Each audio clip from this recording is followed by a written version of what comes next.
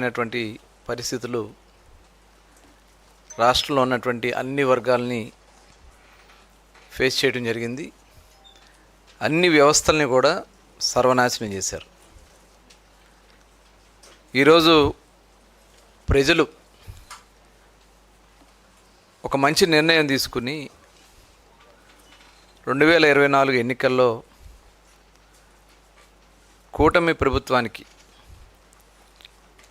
దాదాపు 94% మ్యాండేట్ ఇచ్చి ఈ రాష్ట్రంలో ఒక మంచి పరిపాలన అందించగల సమర్థవంతమైన నాయకత్వం అటు గౌరవ ముఖ్యమంత్రి చంద్రబాబు నాయుడు గారు, ఉప ముఖ్యమంత్రి వర్యులు పవన్ కళ్యాణ్ గారు, అలాగే ముఖ్యంగా యువ నాయకుడు నారా లోకేష్ గారు ఈ 2 సంవత్సరాల వ్యవధిలో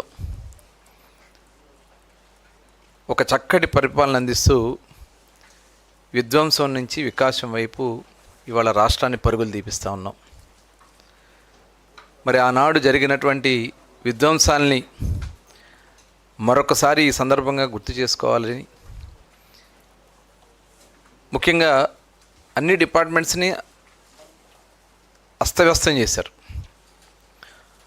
సొంత ఆదాయానికి ఉపయోగించుకున్నారు ఆ రోజున వచ్చినటువంటి అధికారాన్ని. కూటమి ప్రభుత్వం అధికారంలో వచ్చిన వెంటనే మేము ఆ రోజు వైట్ పేపర్స్ కూడా రిలీజ్ చేసాం. ఎక్సైజ్లో కూడా వైట్ పేపర్స్ రిలీజ్ చేసి దాదాపు 3,112 కోట్ల రూపాయల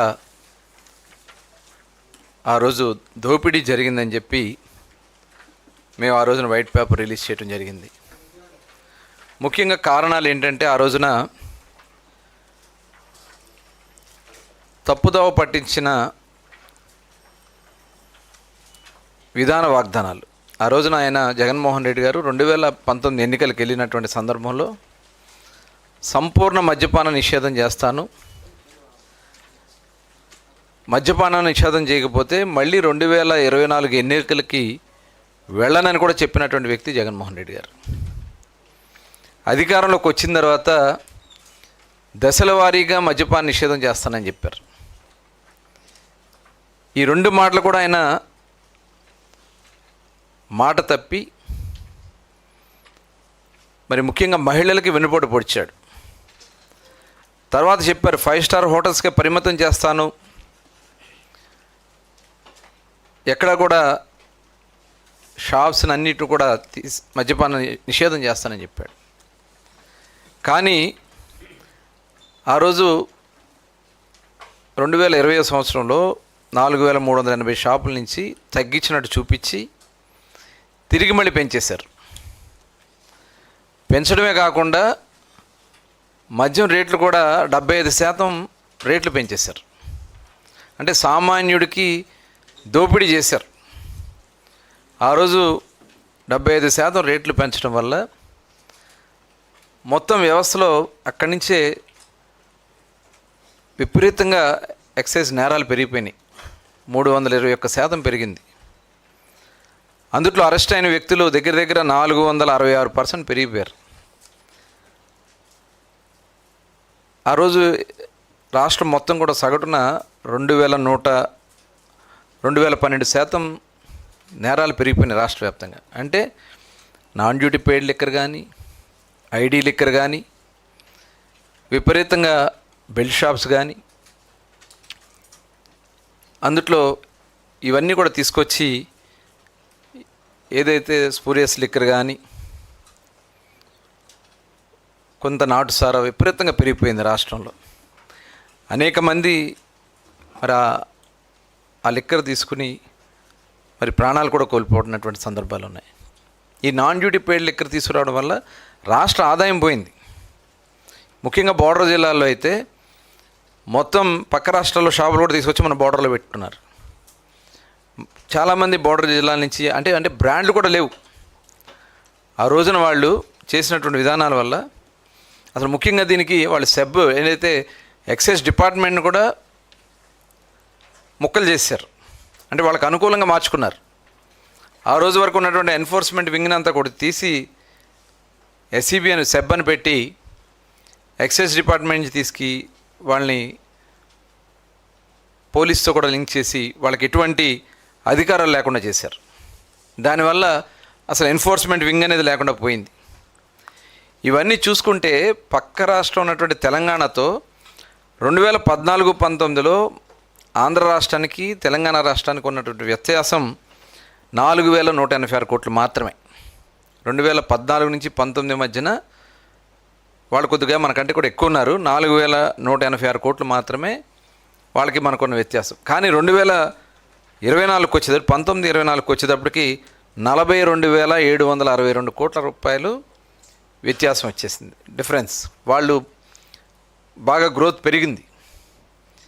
దానివల్ల ఏమైంది, మనకు రావాల్సిన గ్రోత్ రాకపోగా 18,860 కోట్లు మనం ఈ రాష్ట్రం ఆదాయం కోల్పోయాం. ఇవన్నీ కూడా పక్క రాష్ట్రాలకు వెళ్ళిపోవడం, ఇక్కడ అస్తవ్యస్త విధానాల వల్ల ఇంత పెద్ద ఎత్తున మరి మన ఆదాయం కోల్పోవడం జరిగింది. అలాగే వీళ్ళు ఓఎఫ్ఎస్ సిస్టమ్ ఏదైతే ఆర్డర్ పెట్టాలంటే ఆ రోజున వాళ్ళు మార్కెట్ డిమాండ్ పెట్టుకుని షాప్స్ వాళ్ళు ఓఎఫ్ఎస్లో వాళ్ళు ఆన్లైన్లోనే వాళ్ళు పెట్టుకునేవాళ్ళు, ఇండెంట్ పెట్టుకునేవాళ్ళు. దాన్ని మాన్యువల్ చేశారు.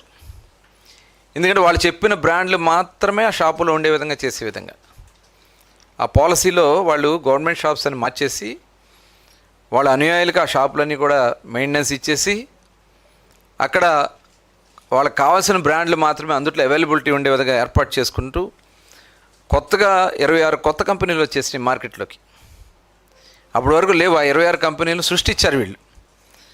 లీలా అని, ఆదాన్ అని ఇలాంటి కొన్ని కంపెనీలు వాళ్ళు సృష్టించి లేని బ్రాండ్స్ తీసుకొచ్చి దగ్గర 20,356 కోట్ల అమ్మకాలు వాటి ద్వారా జరిపించారు.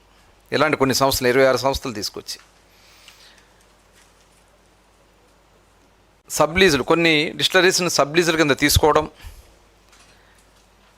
దాదాపు 20 ఐఎంఎఫ్ఎల్ డిస్టిలరీస్ ఉత్పత్తి సామర్థ్యాన్ని 60% వాటా ఆక్రమించుకున్నారు. ఈ ఏదైతే డిస్టిలరీస్కి సంబంధించినటువంటి అవన్నీ కూడా వీళ్ళు ఆక్రమించుకోవడం. అలాగే మల్టీనేషనల్ కంపెనీస్, అప్పటి వరకు అన్ని బ్రాండ్లు ఆంధ్ర రాష్ట్రంలో ఉన్నాయి. 14-19 వరకు అన్ని బ్రాండ్లు మల్టీనేషనల్ కంపెనీ బ్రాండ్స్ కూడా ఆంధ్ర రాష్ట్రం అవైలబిలిటీ మనం తీసుకురాగలిగాం.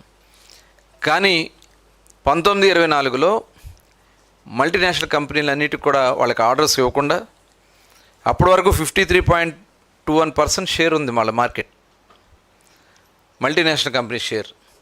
దాన్ని 5.25కి పడిపోయింది. 23-24 వచ్చేటప్పటికి 5% పడిపోయింది. 50% షేర్ ఉన్నటువంటి మల్టీనేషనల్ బ్రాండ్స్. అంటే ఒక ఉద్దేశపూర్వకంగా టాప్ సెల్లింగ్ బ్రాండ్స్ అన్నింటినీ కూడా మరి అధపాతాలని తొక్కేసి వాళ్ళ బ్రాండ్ని ప్రమోట్ చేసుకోవడం కోసం వాళ్ళు చేసినటువంటి విధానం.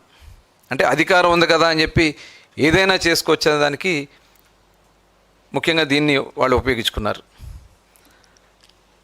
అట్లాగే అఫోర్డబుల్ లిక్కర్ వాళ్ళు తీసేశారు. అందులో సామాన్యుడికి అందుబాటులో ఉండే విధంగా చేశారు. నాకు చెప్పినట్టుగా 75% పెంచేయటం, విపరీతంగా రేట్లు పెంచేయటం. అప్పటి వరకు 50-70 రూపాయలు ఉన్నటువంటి దాన్ని విపరీతంగా రేట్లు పెంచేశారు.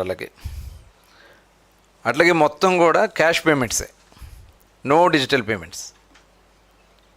ఎక్కడ కూడా డిజిటల్ పేమెంట్స్ లేకుండా చేసి, ఒక ట్రాన్స్పరెన్సీ లేకుండా చేసి, దాదాపు ఓన్లీ క్యాష్ పేమెంట్స్ వాళ్ళు చేసిన 19-24లో 99,413 కోట్ల రూపాయల రిటైల్ అమ్మకాలని క్యాష్ పేమెంట్లో చేశారు. 615 కోట్లు మాత్రమే డిజిటల్ రూపేణా వాళ్ళు చేయటం జరిగింది. అంటే దీన్ని బట్టి వాళ్ళు మొత్తం కూడా ఈ అవుట్లెట్స్ నుంచి వాళ్ళు చేసినటువంటి విధానాల వల్ల మొత్తం క్యాష్ పేమెంట్స్ చేశారు. అప్పుడు చెప్పాం 3,113 కోట్ల రూపాయలు మన వైట్ పేపర్స్ రిలీజ్ చేసినప్పుడు చెప్పడం జరిగింది. ఇవాళ సిట్ విచారణ చేశారు. సిట్ విచారణలో కూడా 3,500 కోట్ల రూపాయలు ఇప్పటికీ దాని మీద జరిగిందని చెప్పి వస్తూ ఉంది. అయితే మన కూటమి ప్రభుత్వం అధికారంలోకి వచ్చిన తర్వాత వెంటనే మేము అలాగే దాదాపు చాలామంది 5 సంవత్సరాలు ఈ స్పూరియస్ లిక్కర్ వల్ల కానీ, ప్రభుత్వ మద్య షాపులు అమ్మినటువంటి పనికిరాని బ్రాండ్ల వల్ల కానీ దగ్గర కొన్ని వేల మంది అనారోగ్యం పాలైపోయారు. లివర్లు పోయి, కిడ్నీలు పోయి చిన్న చిన్న పాపం వ్యాపారస్తులు, చిన్న చిన్న పని చేసుకునే వాళ్ళు, మహిళలు దాదాపు 30-40 వేల మంది పైనే వితంతువులుగా మరి ఆనాటి ప్రభుత్వం వాళ్ళు ఉసురు పోసుకున్నారు. నిజంగా చాలా దుర్మార్గం. ఎక్కడ డీ అడిక్షన్ సెంటర్స్ లేవు. ఇలాంటి నాసిరకమైనటువంటి బ్రాండ్స్ తాగి మొత్తం వాళ్ళందరూ కూడా ఆరోగ్యాన్ని పోగొట్టుకోవడం, ఇవాళకి కూడా చాలామంది అనారోగ్యంతో పనులు చేసుకోకుండా ఇవాళ మంచాలకే పరిమితం అయినటువంటి పరిస్థితి కూడా చూసాం. అందుకనే కూటమి ప్రభుత్వం అధికారం వచ్చిన వెంటనే మేము ఒక పాలసీ తీసుకున్నాం.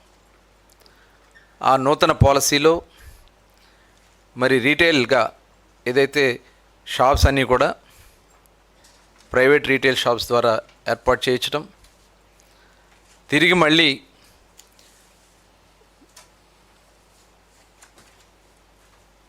కొన్ని రిజర్వ్ షాప్స్ కూడా ఇచ్చి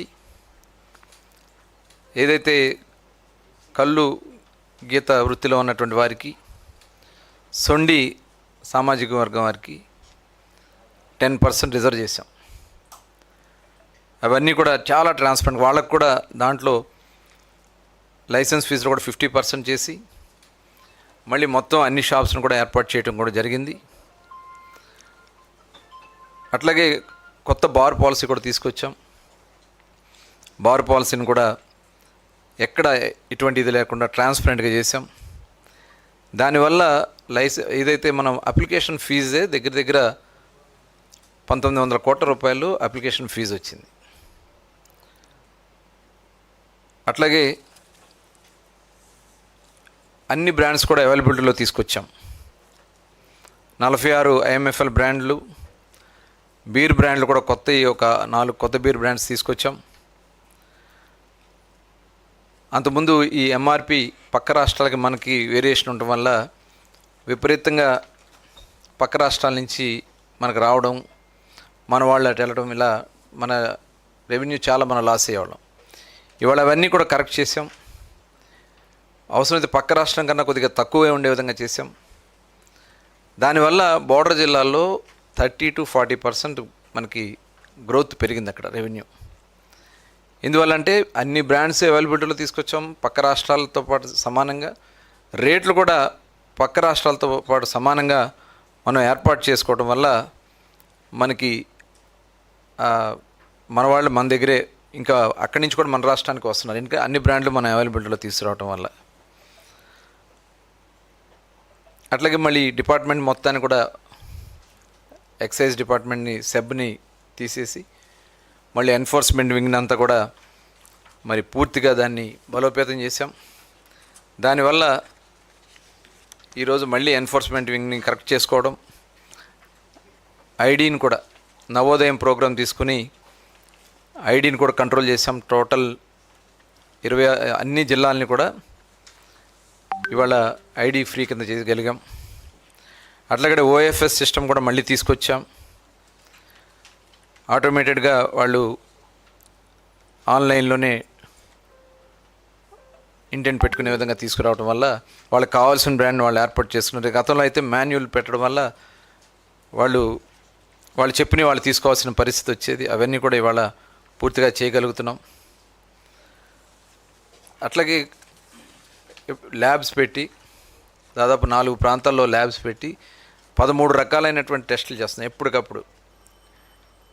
ఈఎన్ఏ దగ్గర నుంచి, డిస్టిలరీస్ నుంచి, అలాగే డిపోల నుంచి కానీ, షాప్స్ నుంచి కానీ మొత్తం కూడా టెస్టులు చేయటం వల్ల ఎక్కడ కూడా దీంట్లో కల్తీ జరగడానికి కానీ ఎటువంటి ప్రజలకి హాని కలిగించే అవకాశం లేకుండా ఇవాళ అవన్నీ కూడా ఏర్పాటు చేసుకోవడం జరిగింది.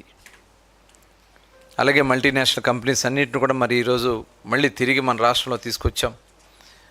ఇవాళ అన్ని బ్రాండ్స్ కూడా అవైలబిలిటీలో తీసుకొచ్చాం. అలాగే సామాన్యుడికి అందుబాటులో ఉండే విధంగా 99 రూపాయలకే ఈరోజు మరి అఫోర్డబుల్ ప్రైస్లో ఉండే విధంగా అవి కూడా మంచి బ్రాండ్స్ తీసుకొచ్చి వాళ్ళకి ఏర్పాటు చేసుకోవడం కూడా జరిగింది.